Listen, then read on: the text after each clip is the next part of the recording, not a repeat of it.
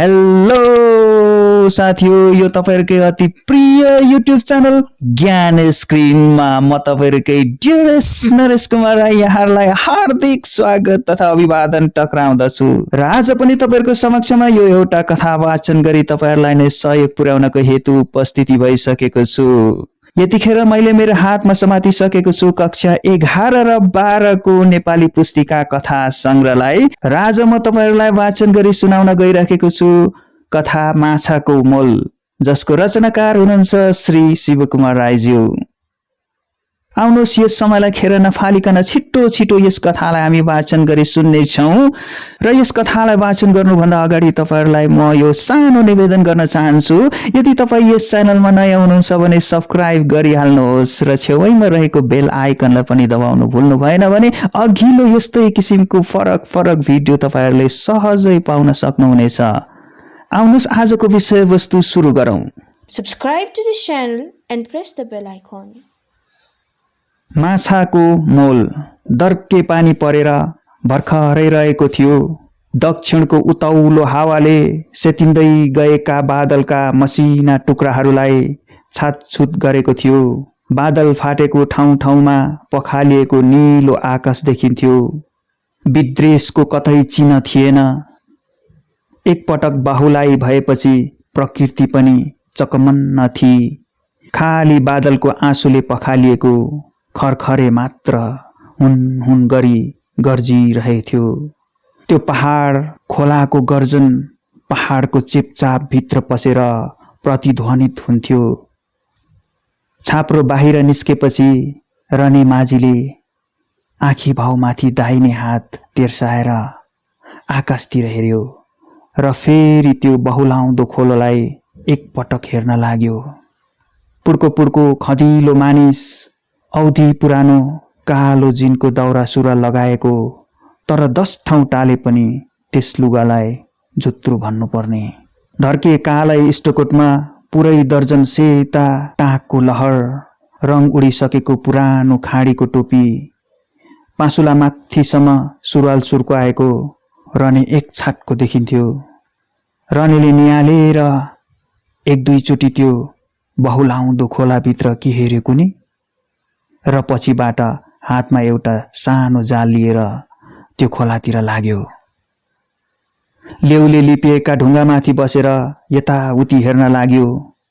घरहुवा जस्ताको तस्तै रहेछ, तर तल दोभानको दोवाली भने बाढीले बगाएर लगेछ। एक पटक खुइय गरी रनीले निराशको सास फेर्यो। पुड्को मानिस रनी फुत्त हाम फाल्दै निकै तलसम्म गयो। गोप्रे दहमा निकै पानी बढेको र सेतो फिज फनफनी घुमेको देखि रनेले एक पटक हातको जाल खुबै घुमाएर पानीमा झम्म फ्याँक्यो। रनेका बटारिएका खदिला पाखुराले एकछिनपछि जाललाई मुजाएर बाहिर निकाले।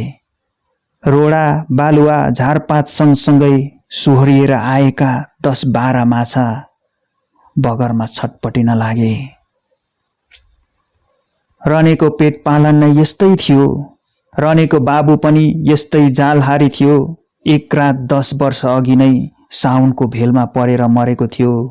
अब त्यो स्मृति विस्मृतिको धुलोभित्र कतै होला। साधारण मानिसहरू भूत प्रेतसित डराउँछन्। रात बिरात हिँडे चुडेल सिंहे सिन्डीका आँखा पर्छन् भन्ने यिनीहरूको विश्वास छ। तर रनेका निम्ति यी सबै विचारहरू वाहियात थिए। रने आफै नै प्रेतको आत्मा भएको मानिस थियो। भूतकै राजामा पुग्न आँटेको थियो। जब शिथिल संसारका मानिसहरू गहिरो निन्द्रामा पर्थे, चेतना सपना परदेशमा घुम्न पुग्थ्यो। चारैतिर घोर निस्बन्धता छायो। त्यस समयमा रने भन्ने अन्धकारको आडभित्र हातमा बल्दो पुल्ठो लिएर माछाको कुरभित्र हात हाल्न पुग्थ्यो। पुल्ठोको अस्थिर शिखाभित्र त्यसको घाम पानीको डढेलोको अनुहार विकराल देखिन्थ्यो। त्यसको विषादपूर्ण विकराल अनुहारभित्र गढेका सेता आँखा, खोला नाला, पर्वत पर्खाल सबै चार्थे।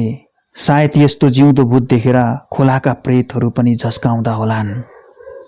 रनेले फेरि एकचोटि जाल घुमाएर त्यो हरियो दहमा फ्याँक्यो। भेलमा परेर आत्तिएका माछाहरू जालभित्र थुनिए। डढेको उडेको अनुहारमा प्रसन्नताको रेखा दगुर्यो। त्यसका आँखा रसिला भएर आए। माछाको थुप्रो बाँसको चोयामा उड्न लाग्यो। सानैमा आमालाई अघि लगाएको थियो। परिवर्तनशील संसारमा त्यो थियो एक्लो। त्यसले जीवन सङ्गिनीको आफ्नै कल्पना गरेको होला। सानो गृहस्थी, खोलाको किनारनिर टुकुर टुकुर हिँड्न लागेको छोरो आफू माछा पक्रिँदै गर्दा छेउमा आएर तोती बोलीमा भन्छ, बा म पनि माछा माल्छु नि। त्यो अलि रिसाएर भन्छ, ए गोरीकी आमा, नानी लैजा। अथवा बजारबाट माछा बेचेर हैरान भएर फर्कँदा गरेकी आमाले मुसु मुसु हाँस्दै मरिच हालेकी चिया अघि सारिदिन्छे। त्यसबेला त्यो गृहस्थ जीवनको मुख अनुभव गर्छ। रने बाँसको घारोमा माछाको जुत्ता लगाएर बजारतिर हिँड्यो। रनेको घुँडासम्म निर्थुक भिजेको थियो। खोलाको खप्ट्याक खुप्टुक ढुङ्गामा ठोकिएका ठाउँमा नीला डाम बसेको थियो। घस्रिएको ठाउँमा रगत चुन्थ्यो। पानीले जाडो असाध्य जागेको भए तापनि हृदयमा आशाको गर्मी त्यसले अनुभव गरिरहेथ्यो। सधैँभन्दा आज बढ्ता नाफा निकाल्ने सुरमा थियो। चोकमा एक मान्छेले सोध्यो, ए दाई, माछा कसरी? 8 आना सेर। खोलामा लडी हिँड्ने माछाको पनि यत्रो मोल? दुःख हेरेर त यो मोल के र? रनेले नील परेको र चोट लागेको ठाउँ हेर्दै भन्यो। रनेलाई माछाको मोल योभन्दा पनि अझै धेरै बेसी हुनुपर्ने भन्ने लागेको थियो। तर खास माछाको मोल त्यसलाई समेत थाहा थिएन। 5 बजेभित्र सबै माछा बेची तुरियो। रनेले गनेर हेर्यो, पुरै 10 रुपियाँ रहेछ। आशाले झन् गहिरो जरा हाल्यो। यस्तै बिक्री रहे महिनामा 150। कम्पनी त कतै नजाने। सानो कटेरो बनाएर दुलैसम्म भित्राउन सक्ने खर्च त 2 महिनाको परिश्रमबाट नै उठ्ने। रनेको अभिलाषाले चारैपट्टि जरा हाल्न लाग्यो। रनेले यस्तै के सम्झिँदै जाँदै थियो। त्यसको ध्यान बाटो छेउको एउटा नयाँ पसलले तान्यो। एउटी 25-30 वर्षकी स्वास्नी मानिस ढोकामा उभिराखेकी थिए। यौवनको प्रलयकारी शिक्षा त्यसमा नभए पनि यौवन शेषका फिका रङ अझै थियो। ए माछावाला दाजु, हाम्रो दोकानमा पनि कहिले कहीँ त चिया खाएर जानुस्। जवान रनेले त्यो स्वास्नी मानिससित 2-4 कुरा कोट्याउने लोभले पनि त्यो खातिर उम्काउन खोज्नु ठिक मानेनन्। त्यसले भन्यो, किन नखानु र बाबैनी? खोइ ल्याउ न, के छ? त्यस स्वास्नी मानिसले सेल, आलु तरकारी र चिया रनेको अघिल्तिर राखिदिएर भने, माछा पनि दिउँ कि? रनेले थालमा हेर्यो।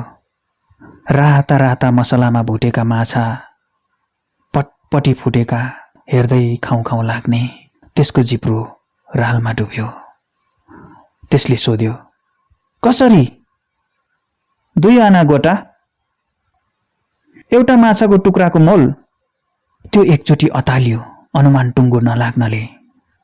त्यस स्वास्नी मानिसले सहज साथ पनि, होइन के भनेको, यही माछा त हो नि।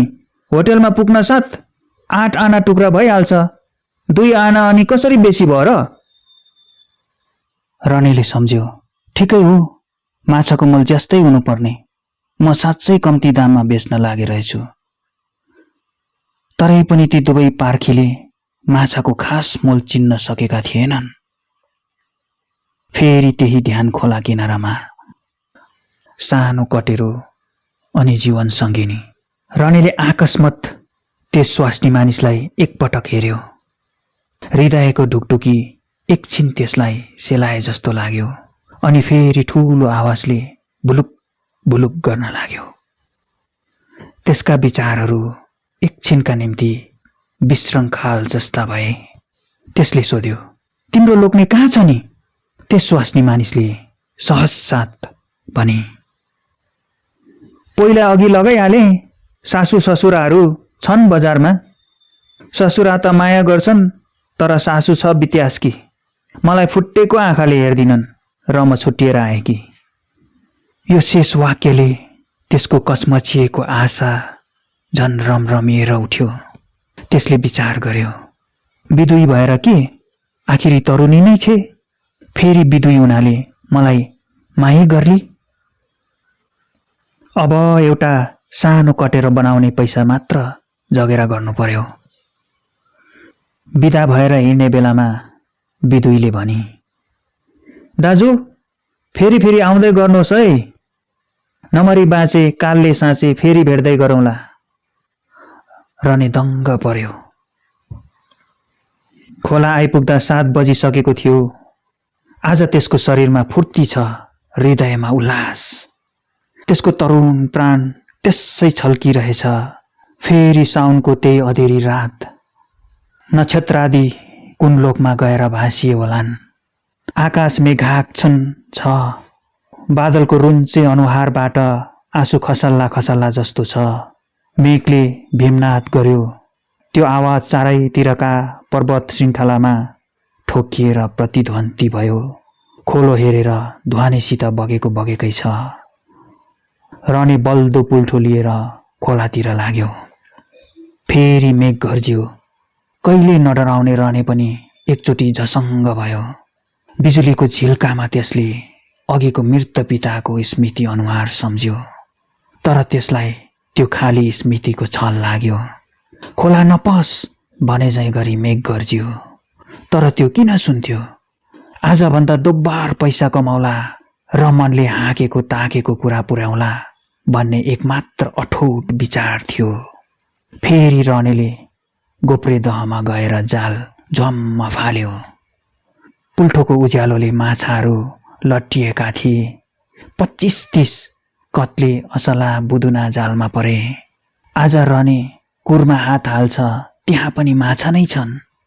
करुवा चारैतिरका ढडियाहरू निकाल्यो, त्यहाँ पनि माछा लछेप्रै छन्।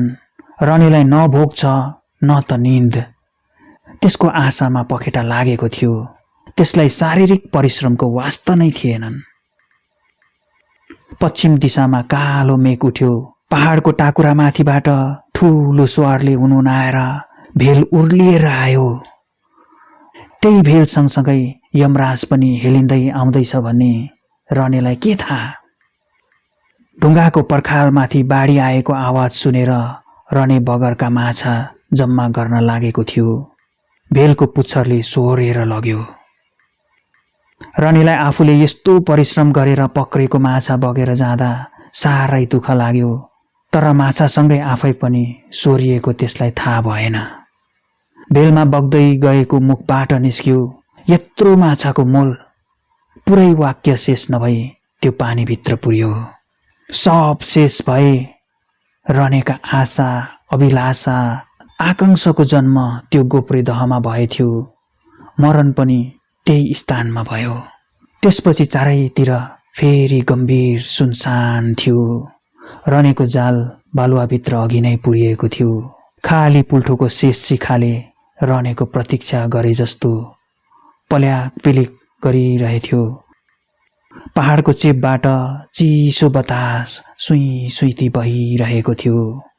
खोलाको अनन्त सङ्गीत पहाडको कुना कुनासम्म फैलिएको थियो। फेरि प्रकृतिको नियममा विशृङ्खलता थिएनन्।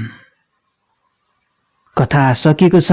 हवस् त साथीहरू, आजलाई भने यति नै। फेरि पनि अर्को कथामा हामी पुनः भेट हुने नै छौँ। तबसम्मको लागि बिदा दिनुहोस्। नमस्ते।